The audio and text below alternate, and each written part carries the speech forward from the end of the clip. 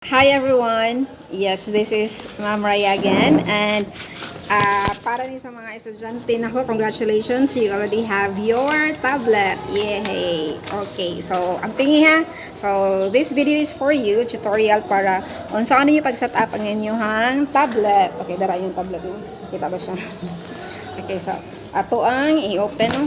Okay, so bago pa siya siya. Let's try if ay, sorry.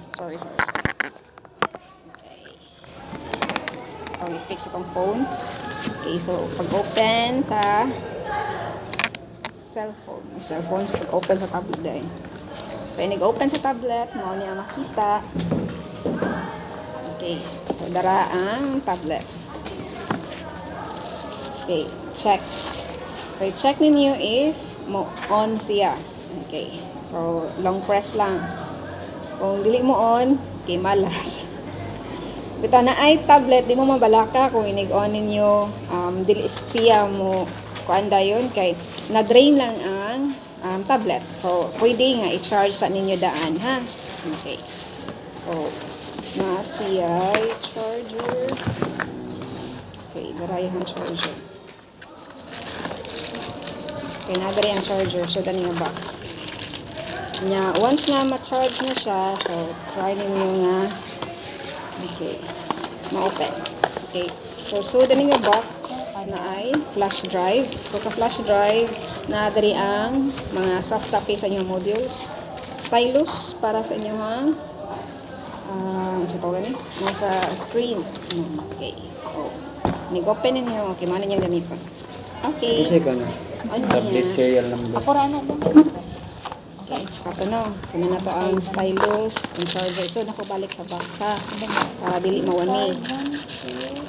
Ang inyuhan. Okay. So, kani siya. Okay. Para maprotektaan ang inyuhan tablet, dili siya magamot dayon. Sa sud sa box, na akay na cover. Okay, darain mo cover. I-set up ni mo siya. Mayroon na siyang okay. So, pwede siya mo cover ni mo, make sure nga ang katong kung kaon suway ha.